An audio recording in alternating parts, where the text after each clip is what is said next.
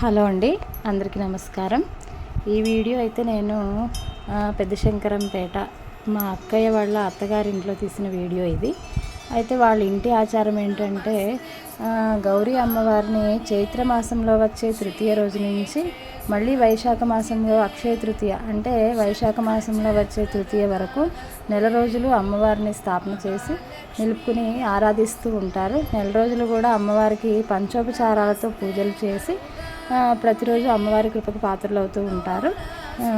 అమ్మవారికి నైవేద్యంగా పచ్చిశనగపప్పు, బెల్లం, కొబ్బరి ఇలా నైవేద్యం పెడుతూ ఉంటారు.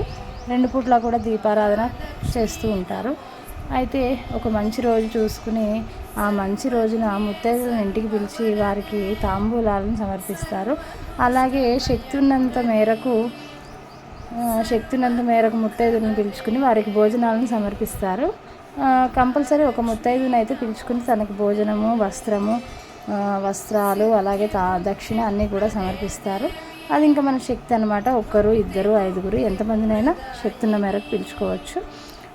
అలాగే అదే రోజు సాయంకాలం పూట సంధ్యా సమయంలో ఇంకా వేరే ముత్తైదులను చాలామందిని పిలుచుకుని వారందరికీ కూడా తాంబూలాలను సమర్పిస్తారు. ఆ తాంబూలాలలో వాయనంలో పచ్చిశనగపప్పు, కొబ్బరి, చక్కెర, అలాగే ఒక పండు, ఏదో 1, 2 ఏదైనా పండు, తాంబూలం, అలాగే దక్షిణ శక్తి ఉన్నంత మేరకు దక్షిణని సమర్పిస్తారు. ముందుగా ముత్తైదులను ఇంటికి పిలిచి ఇంటికి వచ్చిన వాళ్ళకి చక్కగా బొట్టు, పసుపు ఇచ్చి ఎంట్రన్స్లో కాళ్ళు కడిగి తర్వాత మళ్ళీ ఇంట్లోకి వచ్చాక వాళ్ళకి బొట్టు పెట్టి పసుపు రాసి కాళ్ళకి చక్కగా తాంబూలాలను అయితే సమర్పిస్తారు. ఈ విధంగా వారి ఇంటి ఆచారం అనేది ఉందన్నమాట. ఈ నెల రోజులు కూడా అమ్మవారిని పూజిస్తారు. శక్తి లేదు, ఇంట్లో చేయగలిగే ఓపిక లేదు, ఉద్యోగాల రీత్యా కొందరికి కుదరదు కదండి.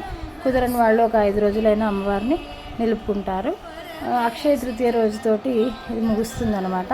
ఒక నెల రోజులు మాత్రం ఖచ్చితంగా అమ్మవారిని పూజిస్తూ ఉంటారు. ఏదైనా ఇంట్లో దేవుడి ఇంట్లో కానీ లేదైనా ఏదో హాల్లో ఒక గూట్లో కానీ లేదా ఒక టీపాయ్ మీద కానీ మనకి ఎలా నచ్చితే అలా చాలా గ్రాండ్గా చేసుకునే వాళ్ళు కూడా ఉంటారు.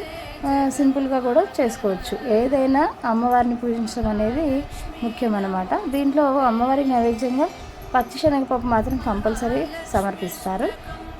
దాంతోపాటు కొబ్బరి, చక్కెర సమర్పిస్తూ ఉంటారు. వచ్చిన ముత్తైదులకు కూడా అవే వాయనంగా ఇస్తారు. ఈ విధంగా వీరి ఇంటి ఆచారం ఉంటుందన్నమాట. అయితే ఈ ఇయర్ మా అమ్మగారిని వాళ్ళ ఇంటికి ముత్తైదులుగా పిలిచారు. పిలిచి భోజనము, వస్త్రాలు అన్నీ కూడా సమర్పించారు. ఈ మొత్తానికి ఈ సమ్మర్లో వాళ్ళ ఇంటికి వెళ్ళడం అనేది చాలా హ్యాపీగా అనిపించింది అనేది. రెగ్యులర్గా వెళ్తూ ఉంటాము. కాకపోతే ఈరోజు ఏంటంటే ముత్తైదు రూపంగా గౌరీదేవిగా భావించి మమ్మల్ని భోజనానికి పిలిచారు. సో నేను మా అమ్మగారు వెళ్ళాము. అదనమాట. మా అక్క వాళ్ళ ఇంట్లో ఒక పురాతన కాలంలో ఉన్నటువంటి బావి కూడా ఉంది. ఫస్ట్లో వీడియో మొదట్లో అది కనిపిస్తుంది. వాళ్ళకి ఇప్పటికీ కూడా ఆ బావిలో నీళ్లు ఉన్నాయి. ఆ బావిలో నీళ్ళని పూజాధికాలకి, మడి వంటకి అన్నిటికీ కూడా వాళ్ళు ఇప్పటికీ వాడుకుంటూ ఉంటారు. అదొక విశేషం అన్నమాట వాళ్ళ ఇంట్లో. ఓకే అండి, థ్యాంక్ యూ.